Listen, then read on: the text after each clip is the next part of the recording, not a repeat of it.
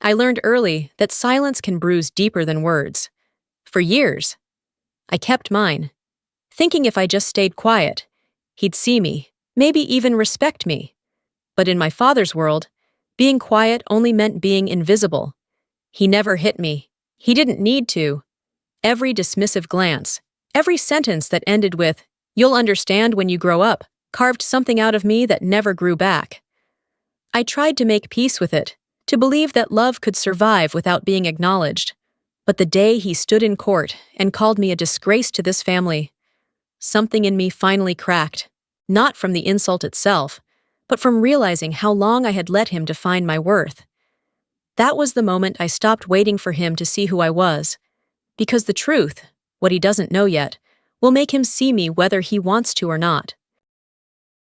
Charleston, South Carolina. The air that morning felt thick enough to drown in, humid, heavy, salted like the breath of the sea. The courthouse smelled of damp wood and something older, like the ghosts of too many verdicts. The ceiling fan above groaned with each turn, its slow rhythm the only sound before the storm began. People filled the benches, neighbors, faces I hadn't seen since high school, the same ones who'd whispered when I left this town. Their murmurs swelled and then hushed as the door opened and he walked in. My father. The sound of his boots hitting the wooden floorboards felt like a judgment already passed. He didn't look at me. He never did. He moved with that same rigid pride that had ruled our house for as long as I could remember, as if the air itself should step aside for him.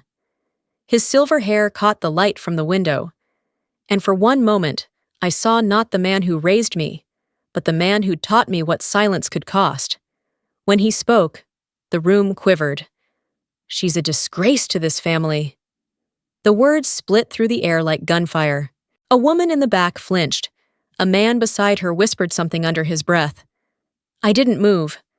My hands were clasped loosely in front of me, my posture straight, unflinching. Years in the service had trained me for chaos, for the roar of men who mistook volume for power. But nothing had prepared me for the way his voice, my own father's voice, echoed like a verdict inside my ribs. I could feel every eye in the room crawl over me, waiting for me to break. But I'd already done that, long ago, quietly, in ways no one had seen. The floorboards beneath my shoes were scarred, the varnish worn thin by generations of boots. I stared at them, tracing the cracks the way I once traced the lines on my mother's hands. Somewhere between those grains of wood were the remnants of a family that had long since splintered. My father, my brother, and the woman who'd tried to hold us together until her own heart gave out. The judge, Richard Avery, sat at the bench, unmoving. He was older, with the kind of stillness that came from having seen too much. He lifted his glasses, studying my father the way one studies a man who's about to walk into his own downfall. The silence stretched until it felt alive, pressing against the walls. Then his voice, low and deliberate, cut through it. "Sir, you really don't know, do you?" The sound landed heavy, like a gavel before the gavel. The spectators shifted, uncertain, glancing between us. My father's jaw locked. Confusion flashed across his face for the briefest second. And in that second, something inside me shifted too. For years, he had built his own truth out of arrogance and authority, out of the kind of certainty that leaves no space for love. And for years, I had let him. I'd learned how to be small enough not to threaten him, quiet enough not to anger him. But standing there, in that courtroom that smelled of salt and old wood, I realized something simple and irrevocable. He no longer had the power to name who I was. The judge's words still hung in the air, unanswered. My father straightened, trying to recover his composure. He didn't see it yet. The shift, the slow unraveling of the narrative he'd carried for decades. I could feel my heartbeat steady, slow, and deliberate, the rhythm of the ocean, the rhythm of resolve, because this wasn't just about a will. It wasn't about money or land, or even the name on the door of the family business. It was about truth, the kind he'd buried under pride and denial. It was about a man who had spent his life teaching me the meaning of honor while never living it himself. And though he didn't know it yet, This courtroom would be where that contradiction ended. Outside, the faint cry of a gull broke through the air. Inside, no one spoke. The room held its breath. The judge's gaze lingered on my father. Waiting. My father said nothing. He couldn't. And me, I stood still, feeling the shift beneath my skin, the quiet certainty that everything he believed about control, about dominance, about family, was already beginning to collapse. He just didn't know it yet. Charleston never smelled like sugar or summer fairs.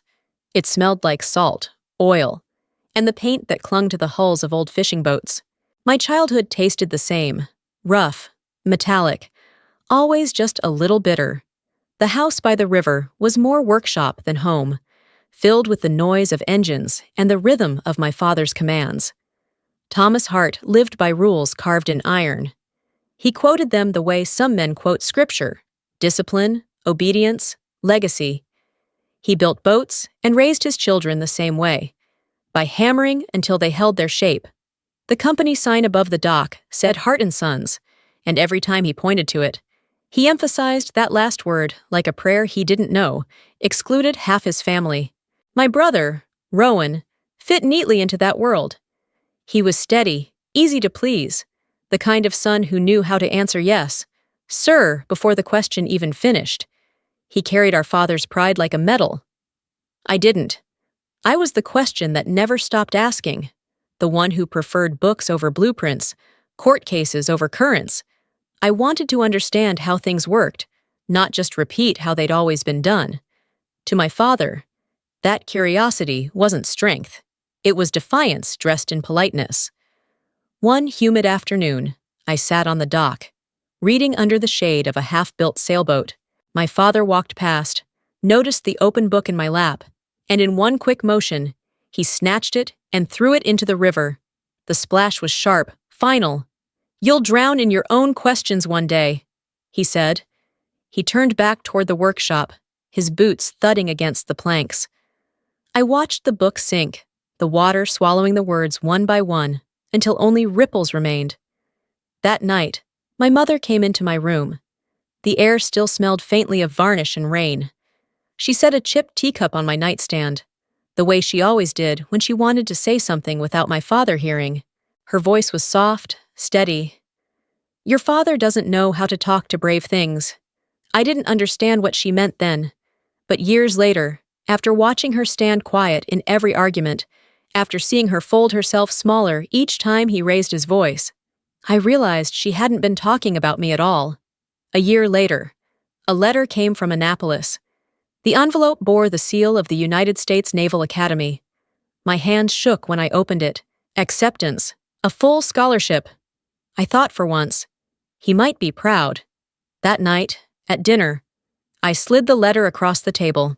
Rowan looked impressed. My father didn't. He finished his meal in silence, set down his fork, and stood. His voice was even, colder than I'd ever heard. "A woman's place is on shore, not commanding men at sea." No one moved. The only sound was the hum of the refrigerator and the faint creak of the dock outside. He left the room without looking at me. My mother's hand hovered over mine, light as the dust on the table, but she didn't speak. She didn't need to. The next morning, before dawn, I packed a single duffel bag. My father didn't come downstairs. The house smelled like coffee and silence. My mother followed me to the porch, her robe pulled tight against the morning chill. She pressed a folded bill, 2 50s, into my palm, along with a small photograph of the river behind our house. The edges were soft from handling. "Go where your strength is seen." "Elle," she whispered. I wanted to hug her, but I didn't. In our house, love lived in small gestures, not grand ones. I turned toward the bus stop at the end of the road. The sky was pale, the horizon washed in that gray-blue light that only happens before sunrise. When I looked back, she was still there, one hand raised, the other gripping her robe like it was all that kept her standing. That was the last time I heard her voice without hospital walls between us. The bus pulled away, and the town disappeared behind the bend of the river. I remember thinking that leaving would finally make me free of him. Of all of it. The noise, the orders, the weight of a name carved into every boat and every expectation. But freedom doesn't come that easily, even miles away. I carried him in the way I walked, the way I clenched my jaw when someone doubted me, the way I mistook silence for strength. I didn't know it then, but every question he tried to drown in me was still alive, waiting for the day I'd stop asking why and start asking when. When would he finally see what I had become? When would I stop caring if he ever did? By the time the bus reached the highway, the salt in the air had already begun to fade, but its taste stayed with me, lodged deep in my throat, the same way truth does when you've been told too long not to speak it. The letters started coming the month I left Charleston. They were always in the same pale blue envelopes, my mother's looping handwriting steady across the front. I could smell her before I even opened them, the faint trace of sea salt, lavender soap, and something warm that reminded me of home. She wrote about the little things, the wildflowers that grew along the fence behind the house, how the gulls came in closer when the tides turned warm, how Rowan had gotten engaged to a girl from Savannah. She always ended with the same line. "Your father is working late again. He's well," but she never wrote that he asked about me, because he didn't. I read each letter carefully, then folded it into thirds and slid it into the tin box I kept under my bunk. Every time I opened that box, it felt like cracking open a door I wasn't sure I wanted to step through. There was one letter I never opened. The last one. It arrived on my birthday, wrapped in brown paper, sealed tighter than the rest. I carried it through 3 deployments, 2 transfers, and 12 different bases. The paper yellowed, the corners bent, but I never broke the seal. Some things, I told myself, you don't read until you're ready to forgive. Years blurred into missions, cases, and the rhythm of the uniform. I learned how to hold my voice steady when the room shook. I learned how to argue facts without letting emotion slip through. As a JAG attorney, I spoke for those who couldn't, fought for soldiers who had no one else to stand beside them. In the process, I became something my father would never have tolerated, a woman whose voice carried weight. Sometimes, late at night, I'd think about how he would react if he saw me in court, cross-examining a colonel twice my age, or arguing before a military board of inquiry. He used to say women couldn't lead men. I had built a career out of proving him wrong, even if he'd never know it. Then, one evening, the call came. I was reviewing case files in a base office in San Diego when the phone rang. The nurse's voice was soft, hesitant, almost apologetic. "Your mother's in the hospital. It's serious." I was on the next flight home. The Charleston air hit me like memory, heavy and salt-thick, clinging to my uniform as I walked through the sliding doors of the hospital. I found her in a narrow room overlooking the marshes. The machines hummed. The light from the window washed her skin pale. But when her eyes opened, she smiled. "My Elle, you came." Her voice was little more than breath, but it carried the same warmth it always had. I took her hand. It was cold, but steady. For 2 weeks, I stayed. I read aloud from her favorite books, adjusted the pillows, watched the tide from her window. We talked about the garden, the house, Rowan's engagement. We never talked about my father. He came only once, stood in the doorway, nodded at me, and said nothing. Even then, he couldn't bring himself to look at us together. When she died, it was quiet. The kind of silence that doesn't end. It settles. I remember the sound of the heart monitor flatlining, the nurse whispering condolences, and the way my father stood at the foot of the bed, arms crossed, eyes dry. At the funeral, he didn't take my hand. When it was over, he walked beside me down the church steps and said, almost politely, "You can go back to your Navy now." It wasn't cruelty. It was dismissal, the only language he knew. I left Charleston that same night. I told myself I wouldn't come back again, but grief doesn't stay where you leave it. It travels, quiet, patient, waiting for the next knock at the door. 3 months later, that knock came. I was in my office when the call from Gregory Miles came through. He'd been my mother's attorney for years, the kind of man who still used a fountain pen and believed truth should always be written down. His voice was low and deliberate, the way people speak when they know the news they carry will rearrange the ground beneath your feet. "Your mother changed her will before she passed," he said. "Half the estate goes to you. Your father's contesting it." For a long time, I said nothing. The words didn't fit together. My mother, careful to the end, had left something not just in trust, but in defiance. A final act of quiet rebellion against a man who'd silenced both of us in different ways. When I finally spoke, my voice surprised me. It was calm, almost steady. "Why?" Gregory hesitated. Then he said, "Because she wanted you to have something with your name on it, something he couldn't take away." The line went quiet again, but I could hear the weight of it, the truth that love sometimes leaves in secret, not out of fear, but out of mercy. That night, I found the tin box again. I emptied it out, spread every letter across the bed. The ink had faded, but her words still felt alive. And at the bottom, that last unopened one stared back at me, the seal unbroken. I held it in my hands for a long time. Outside, rain tapped against the window, soft and persistent. I thought about the house by the river, the sound of my father's voice, the way she used to smooth my hair when he wasn't looking. For years, she'd tried to protect both of us from him, me from his disappointment, him from his own reflection. And in the end, she'd done it again, leaving behind a document that spoke louder than she ever could in life. Half the estate. It wasn't about money. It was about acknowledgement. About saying, "I see you, even if he never does." I placed the unopened letter back into the box, closed the lid, and let the silence stretch around me. Somewhere in that silence, I felt her presence, not as comfort, but as a promise. She had drawn a line that my father would try to erase, and whether I wanted it or not, I knew I'd have to defend it. The first war I ever fought wasn't in uniform. It started in that house by the river. And this time, I wasn't planning to lose. 3 months after the funeral, just as I was preparing to return to the base in San Diego, a thick envelope arrived at my temporary address. My name was typed in bold, and beneath it, the words that made my stomach turn cold. Thomas Hart v. Elowen Hart, Contest of Will. For a moment, I just stared at it, my thumb tracing the edge of the paper. The letters looked unreal, like something belonging to another family.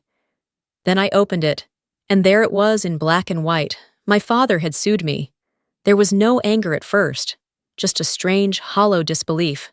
The man who'd taught me to salute, to speak only when spoken to, the man who had spent a lifetime equating control with love, had now turned that same discipline into a weapon. According to Navy protocol, any JAG officer involved in a civil dispute had to submit their service record to the court. I followed orders. I didn't think twice about it. I didn't realize that the file, my record of years spent fighting for others, would become the very evidence he'd use to fight against me. Charleston greeted me with its usual suffocating summer heat. The air hung heavy with the smell of algae and salt. I rented a small apartment near the Ashley River, just a few blocks from where the house used to feel like home. The locals had already heard. Charleston was small that way. Gossip moved faster than the tide. At the coffee shop by the harbor, I caught the glances, the whispers. The Navy girl's back. Wants her mother's money. They said it like I'd come to steal, not to defend what was mine. In a town like this, reputation was currency, and my father still owned most of it. Gregory Miles's office hadn't changed much since I was a child. The same brick walls, the same dusty law books, the same smell of old paper and lemon polish. He stood as I entered, his face lined with years and sympathy. He laid a thick file on the desk between us. His tone was measured, cautious, as though he was preparing me for impact. "Your father's claiming your mother wasn't of sound mind when she revised her will." I felt my jaw tighten. I let out a short, humorless laugh. "He's calling her unstable now? That's new?" Gregory's eyes flickered. Pity, maybe regret. He also mortgaged the company months before she passed. If this goes public, it'll ruin him, reputation, business, maybe even the house. It hit me then, with an almost physical clarity. This wasn't about inheritance. This was about dominance, about keeping control even when the person he'd spent his life controlling was gone. He wasn't trying to protect her memory. He was protecting his name. Gregory's voice softened. He's not just fighting you, Elle. He's fighting the truth of who your mother was. I nodded, slow and quiet. Then we'll let the truth speak for itself. As we combed through the documents, Gregory paused. His brow furrowed as he pulled out a sealed envelope from the bottom of a stack, labeled in faint handwriting, E. Hart. Confidential. It wasn't logged in the court's index. His secretary swore she hadn't seen it before. We opened it carefully. Inside was a handwritten draft of my mother's will, dated just days before her death. Her handwriting was clear, deliberate, every letter sharp. She had known exactly what she wanted. Half the estate to me, half to my brother. No confusion, no instability. But the signature page, her fingerprint seal, was smudged, almost wiped clean. Gregory frowned. This shouldn't look like that, he murmured. Someone tried to alter it. A chill ran through me. The smell of the salt air outside turned sour in my mouth. Someone had touched the last thing my mother ever wrote, and I didn't need to guess who would gain from that. We didn't speak for a long time. The sound of the ceiling fan filled the room, slow and rhythmic. Finally, I said quietly. He's rewriting her even after she's gone. Gregory exhaled through his nose. Then we'll make sure her voice is louder. That night, I walked past the family shipyard. The sign still read Hart & Sons, the white paint fading, but the arrogance intact. Inside, the lights were on. Through the window, I saw my father sitting at his old wooden desk, the same one where he used to make me stand still while he delivered lectures about duty. I stepped inside. The smell of sawdust and varnish hit me like memory. He didn't look up right away. His pen scraped across paper, always working, always in control. When he finally spoke, his tone was flat, almost rehearsed. You can still walk away, Elowen, before you embarrass this family further. His voice had that same mix of command and contempt it always carried. I remembered being 16, being told not to talk back, to know my place, but I wasn't 16 anymore. I stood in the doorway, calm, steady, my voice low. Embarrassment isn't hereditary. Dad, it's a choice. For the first time. He looked up at me. His jaw flexed, eyes narrowing. That sharp marine stare that once made grown men step back. Then, his fist slammed down on the table. The sound cracked through the air, rattling the papers and tools. Neither of us spoke after that. The silence between us was no longer built from fear. It was built from recognition. I turned to leave. The night outside was thick with the sound of crickets and the slow slap of waves against the dock. The air carried the same ache as my chest. Tight, heavy, but awake. As I walked away, I realized this fight wasn't new. It had started years ago, the first time I dared to question him, the first time I decided to be someone he couldn't mold. He had spent a lifetime building boats strong enough to survive any tide, but he'd never learned how to weather the truth. And now, for the first time, he was about to face a storm that carried his own last name. 2 weeks before the hearing, the air in Charleston had turned thick and restless, like the whole town knew a storm was coming. I was sitting by the window of the small room I'd rented, the sound of the river muffled by the steady hum of the fan, when there was a knock at the door. Gregory stood outside, his shirt damp from the heat, a small box tucked under his arm. He set it down on the table without a word. His eyes had that same look he wore the day he told me about the will. Careful, heavy, as though he already knew what this would cost me to see. I opened the box. Inside was a USB drive, labeled in my mother's handwriting. For Elowen, private. The label alone made my throat tighten. My hands trembled slightly as I plugged it into my laptop. The screen flickered, then steadied into an image that made my breath catch. She was sitting by the window of her office, light falling across her shoulders, her hair thinner than I remembered. She looked fragile, but her eyes were still sharp. When she spoke, her voice carried that soft, deliberate tone that always made people listen. "If you're watching this, Elle, it means your father turned anger into armor again. Don't fight him for revenge. Fight him for the truth." Her voice wavered slightly on the last word, but she didn't look away from the camera. The sound of waves in the background, probably from the marsh outside her window, filled the silence between her breaths. I could hear my own heartbeat syncing with it, steady, painful. When the video ended, I just sat there, staring at the black screen. Gregory's voice was quiet, almost reverent. That video alone could end the case. But I knew better. It wasn't just evidence. It was a message, a final piece of her that she'd left behind not to help me win, but to make sure I didn't lose myself in the process. That night, I couldn't sleep. I kept replaying her voice in my head, every syllable carving into me. I wanted to believe I could follow her advice, that I could fight for truth instead of vengeance, but truth and vengeance were starting to look the same. The next afternoon, there was another knock at the door. This time it was Rowan. He looked smaller somehow, like someone who'd been carrying a weight he couldn't put down. He didn't meet my eyes. "He's making me testify against you. Elle," he said quietly. "If he loses, everything falls apart. The company, the house, his reputation. He says you manipulated Mom." I felt a bitter smile pull at my mouth. "And you believe that?" Rowan hesitated, his lips parted, then closed again. I don't know what to believe anymore. That was the thing about Rowan. He was never cruel, just weak. And in our family, weakness wasn't forgiven. It was punished. When he left, I sat in silence, staring at the empty chair he'd just vacated. The truth was, I didn't hate him. I pitied him. He was still trying to survive in my father's world, where loyalty mattered more than conscience. But I had already left that world once. I wasn't going back. Later that night, I opened the old photo box I'd taken from my mother's things. Most of it was filled with the usual: birthdays, family picnics, stiff smiles. But near the bottom, folded in half, was one photograph that stopped me cold. It was from my first JAG graduation ceremony. I was standing in uniform, my mother beside me, her hand on my shoulder. She was beaming.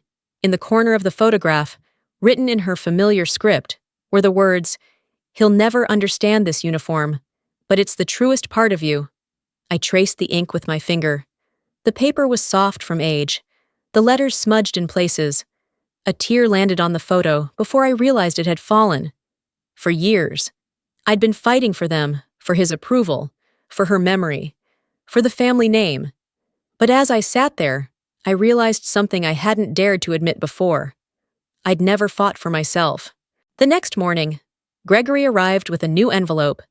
He looked both confused and concerned. It had been delivered anonymously to his office. Inside was a copy of my mother's life insurance policy, signed 1 week before she died. At the bottom of the document was a medical statement declaring her of sound mind and full awareness. There was no name, no address, no clue as to who had sent it. Just a small note scrawled in a different hand. She knew. I turned the paper over, reading the words again and again. She knew. My mother had known what was coming. She'd known he would fight, that he would twist her final wishes into something ugly, and she'd prepared for it. The realization sent a shiver through me. Grief had made me think of her as a victim, but maybe she was something else entirely. Maybe she was the quiet architect of the truth he couldn't bury. That night, as I tried to piece together what all of it meant, my phone rang. The voice on the other end was unfamiliar, shaky. "Miss Hart? You don't know me. I used to work at the county clerk's office." I sat up, my pulse quickening. "Some files in your mother's case were replaced the day after her funeral. Check the witness page." The line went dead before I could ask anything else. I opened my laptop, pulled up the scanned copy of the will, and zoomed in on the witness section. The signature there didn't match the one from the handwritten draft Gregory had found. Different loops, different pressure. My stomach dropped. The name listed was Carol Minton, my father's former accountant, a woman I remembered vaguely from childhood dinners at the shipyard. Always quiet, always nervous. She died in a car accident not long after the funeral. The coincidence was too perfect to be coincidence at all. I sat there for a long time, staring at her name, feeling the cold creep up my spine. He'd done it, or someone had done it for him. Either way, my mother's truth had been tampered with, twisted, buried under the same kind of silence he'd always used to keep us in line. When I finally looked up from the screen, the clock read past midnight. The air was still, heavy, and I could hear the faint rush of the river outside. I thought of my mother's words from the video. Don't fight him for revenge. Fight him for the truth. I had thought truth would be clean, but now I saw it for what it was. A battlefield. As I shut my laptop, my reflection stared back at me in the dark glass. Tired eyes, set jaw, the ghost of a woman who looked too much like her mother. The case was no longer about inheritance. It wasn't even about justice. It was about honor. His version built on control, mine built on truth. Two different meanings, two different weapons, and soon, both would be tested in the only place left that still held our family name, the courtroom. 2 weeks before the hearing, Charleston woke up to my father's face on the front page. Local veteran defends family legacy against estranged daughter. The photo was taken at the shipyard, him standing tall beside one of the boats, hand on his hip, jaw set, like a man guarding the last thing he owned. Beneath it, the quote cut deep. My daughter serves the Navy, not her family. It wasn't just a headline. It was a declaration of war. He wasn't arguing in court anymore. He was rallying the town to his side. I stared at the paper until the words blurred. The old familiar ache crawled back. The same feeling I used to get as a kid whenever he'd turn his disappointment into a sermon. The people of Charleston loved him. He was their symbol of discipline and pride. And now, I was the traitor who'd come home to tear that symbol apart. By noon, I was standing outside the old wooden house by the river, the one that still smelled of varnish and salt and childhood fear. The boards creaked as I stepped inside. Dust hung in the sunlight like smoke. He was there, at the kitchen table, cleaning his old rifle, every motion deliberate, controlled. He always reached for that gun when he felt threatened, not because he needed it, but because it reminded him of who he used to be. The air was thick, still, waiting. I broke it first. I'm not here to argue. He didn't look up. Then you came to lose. His voice was calm, almost quiet, and that made it worse. I stood there, my pulse steady, but my throat tight. You taught me honor, Dad, but you forgot what it means. He finally met my eyes. There was no softness there, just the sharp edge of a man who'd built his whole life around control. You learned obedience.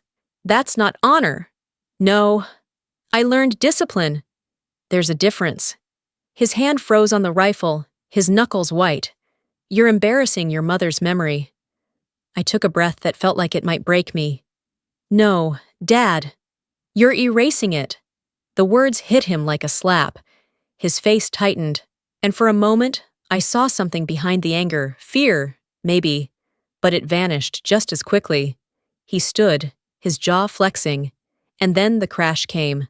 The coffee cup hit the wall, shattered, pieces scattering across the floor like a dozen unfinished arguments. I didn't flinch. When I turned toward the door, I felt his stare burning into my back. But I didn't look back. I closed the door softly behind me and stood on the porch, the smell of coffee and gun oil clinging to my clothes. For the first time in my life, I realized I wasn't afraid of him anymore. I wasn't angry, either. I was just sorry. Sorry that he'd rather break everything than admit he didn't know how to love what he couldn't control. The phone rang just as I reached my car. Gregory's voice came through, tense but steady. The case has a new judge assignment, Richard Avery. I froze. The name hit like a current. The same Avery who served with my mother? Exactly. He's known for being fair, but he remembers her. A strange chill ran through me. Not dread, not relief, just something electric. The woman my father had tried to erase from every memory was now the reason the scales might finally tilt toward justice. That night, I sat by the river outside the motel. The water was calm, the surface glinting under the yellow streetlight. I opened my mother's old notebook, the one Gregory had found among her files. The pages smelled faintly of sea air and ink. Near the middle, her handwriting curved across the paper. The law protects truth. Love protects the people telling it. I ran my thumb along the words, hearing her voice again, gentle but unyielding. I understood now. Tomorrow wouldn't just be about property or legal definitions. It would be about her memory, about proving she had lived and died with her mind and her dignity intact. The case wasn't about wealth. It was about witness, about truth surviving the man who tried to rewrite it. The wind picked up, carrying the smell of salt and rain. I looked out at the dark water, knowing that somewhere on the other side of this fight was peace, but I'd have to walk through fire to reach it. The next morning, an envelope slipped under my door woke me before dawn. No return address, no markings except my name in neat handwriting. I tore it open. Inside was a single slip of paper with one line written in blue ink. Ask Rowan what really happened the night Mom collapsed. I stared at it for a long time. My pulse quickened. The handwriting, it was eerily familiar, rounded, graceful, almost like hers. For a split second, the air left my lungs. I grabbed my phone and called Rowan. No answer. I called again.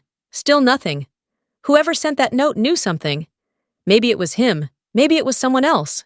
But whoever it was, they just cracked open a door I didn't even know existed. I set the note down on the table, the paper trembling slightly in the draft from the window. If it was true, if there was more to that night than we'd been told, it meant the entire foundation of my father's defense might collapse. The handwriting haunted me. I picked up the note again, holding it against the light. Every loop, every slant. My mother's hand had looked like that, precise, measured, a teacher's hand. But she was gone, still. Some part of me couldn't shake the feeling that she was still here, guiding me the way she always had, quietly, unseen, just enough to point me toward the truth. The river outside rippled under the wind, the current moving faster now, pushing toward the ocean. I thought of the headline that morning, of my father's proud, defiant face on the front page, and for the first time, I wasn't angry about it, because deep down, I knew, the louder he tried to shout, the closer he was to losing control. And maybe that was what scared him most. Not me, not the will, not even the truth. It was the realization that the woman he'd spent his life silencing had found a way to keep speaking, through me, and whether he liked it or not. Her voice was about to be heard. The night before the hearing, rain came hard and endless. It blurred the streetlights, soaked the moss hanging from the oaks, and turned Charleston into a gray reflection of itself. The air was heavy with salt and damp wind, the kind that seeps into your bones and stays there. Gregory and I sat in the motel room, surrounded by stacks of paper, case files, medical reports, copies of the will. The hum of the rain filled every silence between us. I tried to read, but the words wouldn't settle. My mind kept circling back to that note slipped under my door. Ask Rowan what really happened the night Mom collapsed. I'd called him 3 times since morning. No answer. Now. As the clock edged past 10, I tried again. The line clicked.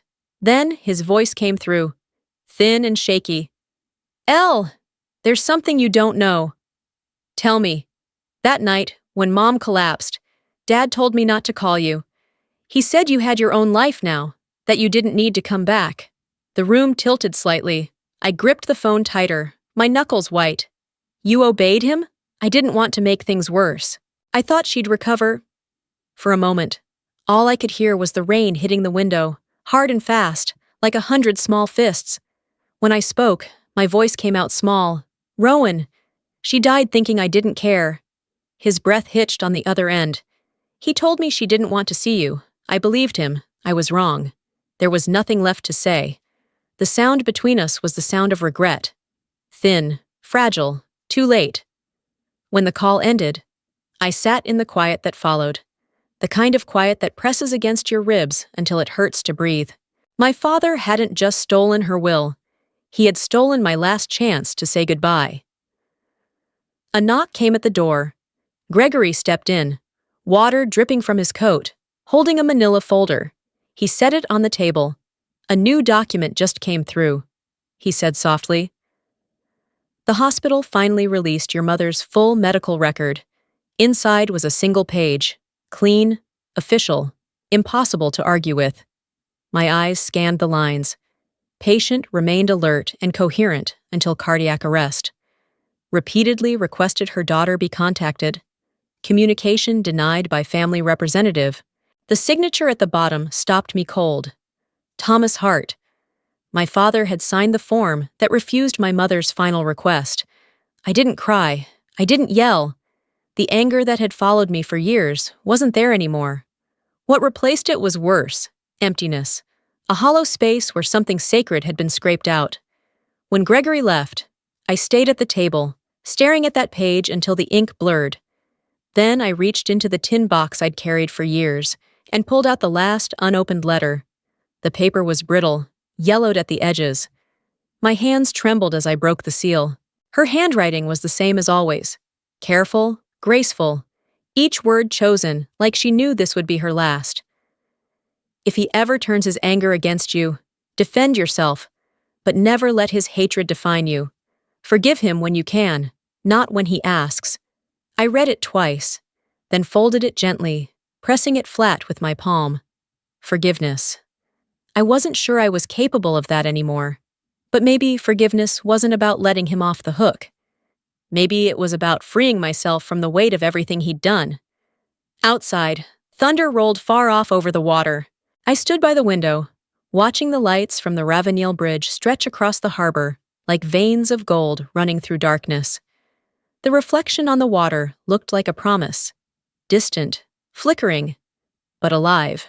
Somewhere beyond that bridge was a courtroom waiting to split our family name in two. And for the first time, I wasn't afraid of what might happen there. By dawn, the rain had slowed to a mist. Gregory knocked again, this time with a paper clenched in his hand, his expression unreadable. He held out the page, a fax. "Rowan just called the court," he said. "He's withdrawing his testimony for your father." I froze. My heart stumbled, caught between relief and disbelief. "He did?" Gregory nodded. His eyes softened. He said, "I can't lie anymore." For a moment, everything inside me stopped. The noise, the ache, the exhaustion. Then it all came rushing back at once, sharp and bright. Rowan, the son my father had built his legacy on, the one who'd carried his pride like a banner, had finally stepped out from under his shadow. It didn't erase the years of silence, but it was something. It was truth finding its way through the cracks. I sank into the chair, the fax still warm in my hands. For the first time in weeks, I exhaled and meant it. The fight ahead would still be brutal, but for the first time, it wouldn't just be me standing in that courtroom. It wasn't victory yet, but it was the first real shift in the tide. The morning of the hearing was suffocating. Charleston simmered under a heavy sky, the air thick with humidity and the faint tang of salt drifting in from the harbor. The courthouse windows were half open, but the air inside still felt trapped, stale, and expectant, like the whole building knew it was about to witness something it couldn't unsee. I sat at the defense table, my hands flat against the wood, the grain smooth beneath my palms. Gregory sat beside me, calm but alert, his notes neatly stacked, his pen perfectly aligned. Across the aisle, my father stood tall, flanked by his attorney, Graham Pierce. Even after everything, he still looked unshakable, chin lifted, jaw tight, the posture of a man convinced that righteousness was a matter of stance. Behind us, the room was packed. Neighbors, old friends, men from the shipyard, even strangers who had read the headlines. They hadn't come for me. They'd come for him.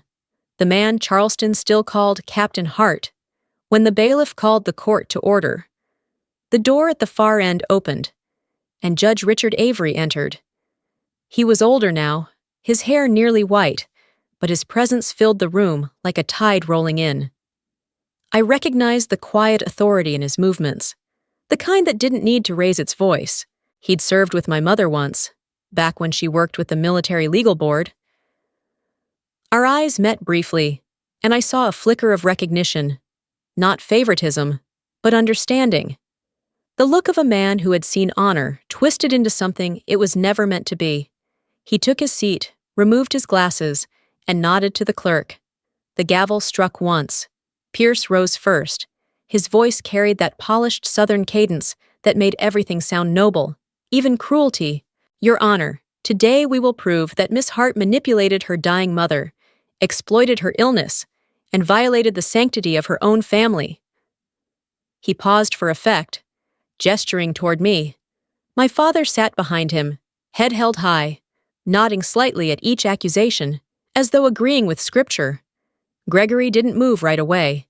He let the silence stretch until the words lost their echo.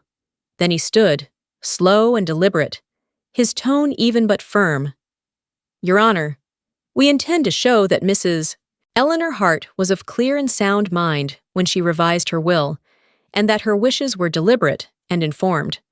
We have documentation, a recorded statement, and medical testimony to support it. The judge nodded. The words hung between us, heavy as the air. I didn't look at my father, but I could feel his stare, sharp, burning, trying to pierce through years of distance. He wasn't afraid of losing money. He was afraid of being wrong. Gregory turned toward the screen. The lights dimmed, and the first image flickered into focus. My mother. She sat by the window of her office, light washing across her face. Her voice was faint, the oxygen tube visible against her cheek, but her eyes were bright and sure. If you're watching this, Elle, it means your father turned anger into armor again. Don't fight him for revenge. Fight him for the truth. The room went silent. I could hear the soft, uneven breaths of the people behind us, the creak of the old ceiling fan. Even the judge's hand froze halfway to his glasses. My father's eyes darted to the screen, then to me, then away again. When the video ended, the silence was too much for him. He shot to his feet, voice booming. That's not her! That's edited! She wasn't in her right mind. The words ricocheted through the room. The judge's gavel slammed down. Mr. Hart, sit down. He did. But the damage was done. The crowd had seen what I'd lived with my whole life, a man who mistook fury for conviction. Gregory called for the next exhibit. He handed the judge a folder and spoke with the precision of a man who'd prepared for every storm. This is Mrs. Hart's medical file, Your Honor. It confirms she was coherent until the day of her death. The attending physician recorded multiple attempts by the patient to contact her daughter, which were denied. By a family representative. Judge Avery adjusted his glasses. Who signed as representative? Gregory's voice didn't waver. Thomas Hart. A murmur rippled through the room. My father's jaw clenched. The judge motioned for him to remain seated, but I could see the tremor in his hands. Gregory continued, sliding another document forward. Additionally, Your Honor, the notary and witness, Mrs. Carol Minton, verified this will 3 days before Mrs. Hart's heart attack. Her written notes confirm the decedent's clarity and intent. We also have evidence that the signatures in the public record were tampered with after her death. The sound in the courtroom changed. Gasps, whispers, the creak of shifting bodies. I didn't move. I couldn't.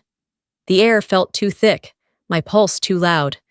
The judge leaned forward, studying my father. Mr. Hart, do you wish to respond? And that was when everything cracked open.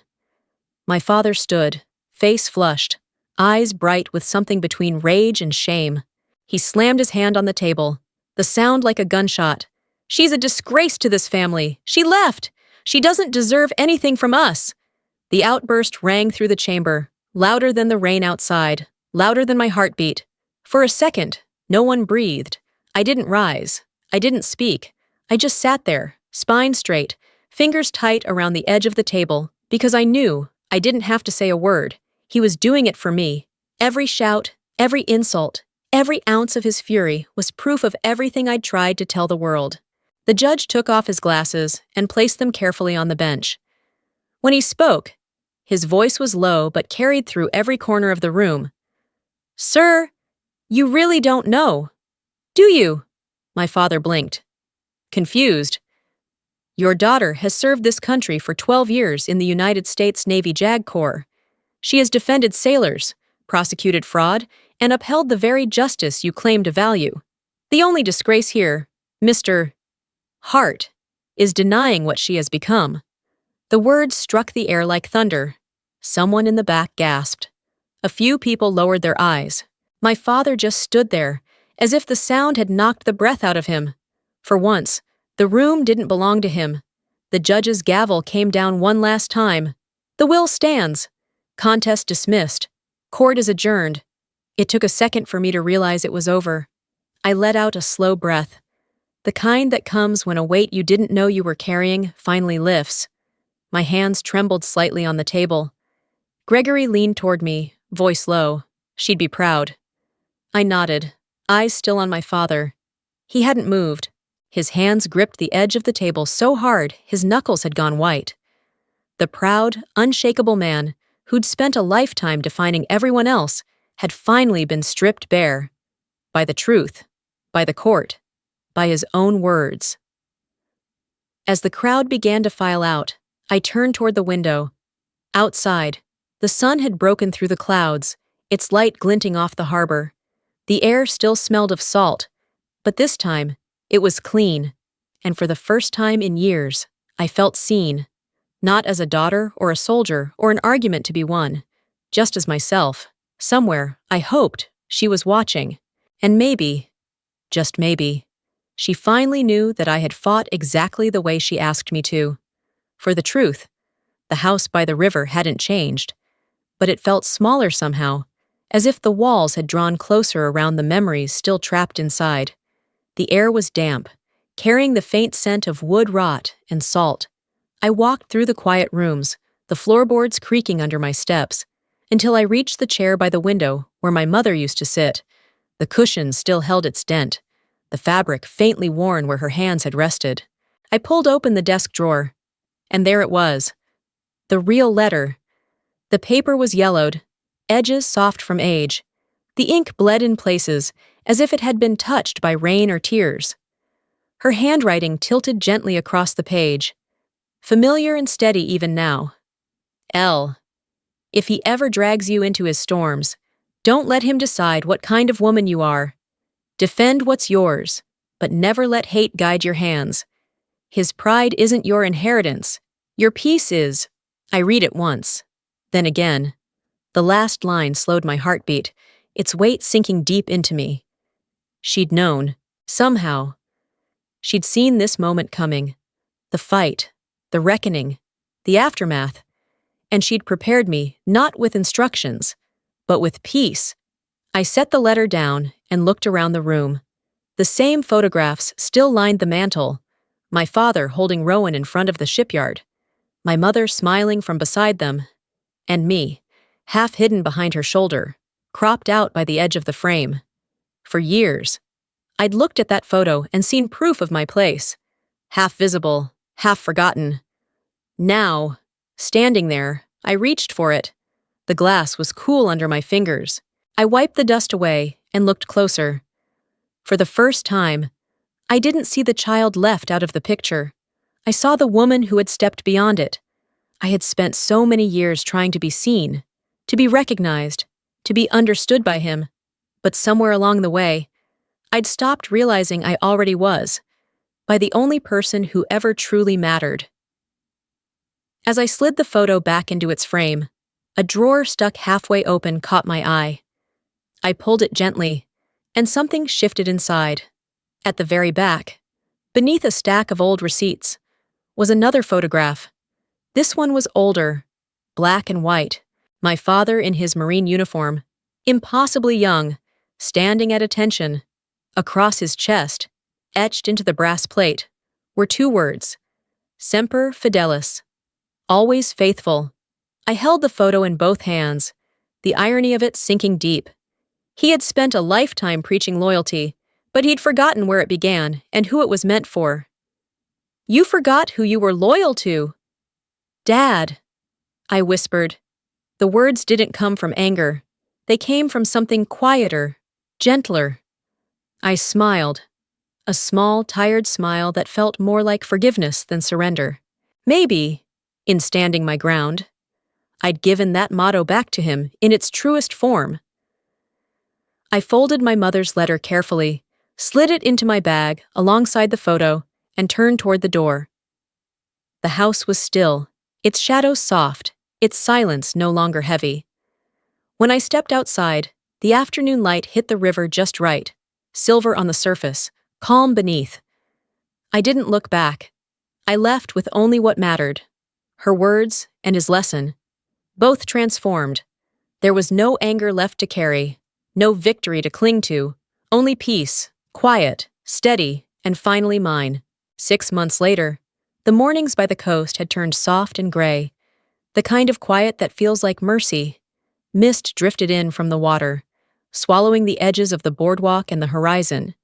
I was making coffee when I heard 3 knocks on the door, slow, hesitant, almost apologetic. When I opened it, he was there. My father stood on the threshold, smaller somehow. His once square shoulders had rounded, his posture softened, his hair was almost white now, his face carved by lines that looked less like anger and more like regret. For the first time in my life, Thomas Hart looked uncertain.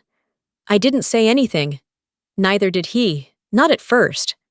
Then he drew a shaky breath, his voice low, rough around the edges.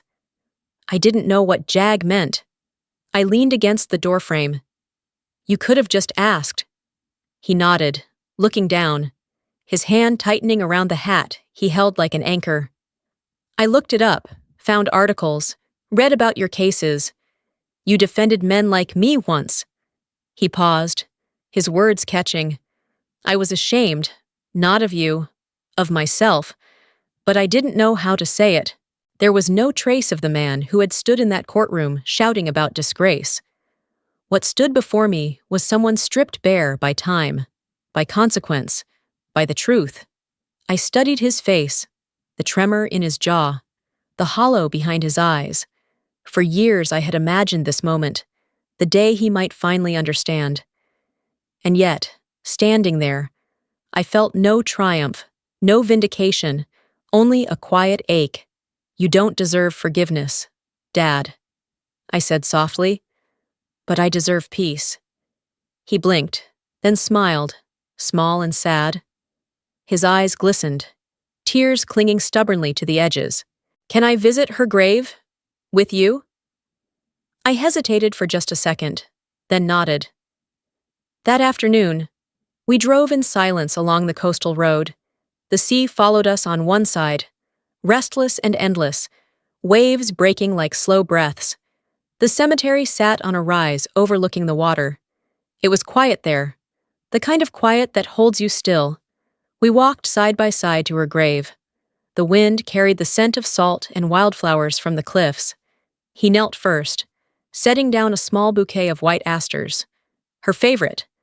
His hands trembled as he adjusted them, the motion deliberate, reverent. His voice came low, almost swallowed by the wind. I didn't do right by either of you. I reached out, brushing my fingers across the smooth stone, tracing her name. My voice came steady, quiet, then start by doing right by her memory. He didn't respond. He didn't need to. The silence said everything. For a long time, we just stood there, the sound of waves against the rocks below, gulls crying faintly overhead, the world moving gently around our stillness. There were no apologies left to trade, no explanations that could fix what had been broken, just the simple truth that we were both still here, still trying. When it was time to leave, he reached out and touched my shoulder, a light, trembling touch, but real. I didn't pull away. As we walked back toward the car, I turned once more to look at the sea. The sun had begun to break through the clouds, scattering gold across the water. The light shimmered, soft and wide, stretching all the way to the horizon. He spent years trying to make me small, I thought. But standing here, I finally understood. I never had to grow against him. I just had to grow beyond him. The wind lifted, carrying the faint taste of salt across my lips. I closed my eyes, feeling it move through my hair, my chest, my breath. Somewhere in that quiet rush, I could almost hear her voice again, gentle as the tide. Peace is the final form of justice. And for the first time, I believed her.